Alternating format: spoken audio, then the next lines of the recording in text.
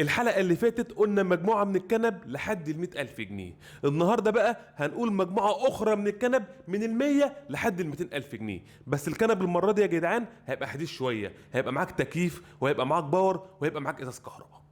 بداية الهيونداي الاكسنت، ودي بتنزل بفئتين، فئة ال 1300 وفئة ال 1500. ال 1300 بتنزل بتكييف بس، ال 1500 بتنزل بتكييف وباور وإزاز كهرباء. عندك الهيونداي الفيرنا الموديلات القديمه من 2005 و6 و7، والفيرنا الفيفا شرحه. نخش تاني حاجه بقى الاسبرانزا.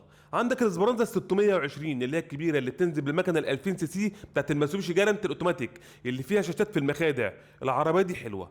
وعندك العشق بقى ال 516، ودي حبيبه قلبي. ليه حبيبه قلبي؟ عشان دي عربيتي الشخصيه. وعندك ال 113 الهاشباك الصغيره، ودي برضو 10 على 10. وعندك بقى في مجموعه الجيلي الام جراند اللي هي الكبيره شويه دي، بس مشكله العربيه دي بتمسك فيها البارومه بسرعه. وعندك الجيلي باندا اللي هي الهاتشباك الصغيره، والباندينو والاكس باندينو اللي هي تقريبا بتبقى اوتوماتيك. بعد كده الشيفروليه سبارك اللي هي العربيه الصغيره الهاتشباك دي. العربيه دي على الرايق قوي ومشيها ناعم قوي وتكييفها ما شاء الله عليه ثلاجه. مجموعه الدايو بقى، عندك الدايو النوبيرا 2، ودي بتنزل بموتور 1600. العربيه دي منوسع من جوه وثابته على الطريق في المشي، بس مشكلتها انها في الاوتوماتيك الناس بتقول انها بتاكل بنزين شويتين ثلاثه. بعد كده الدايو لانوس العاديه، ودي العربيه الاعتماديه لابعد الحدود. وعندك الجولييت اللي هي نفس اللانوس بس الهاتشباك.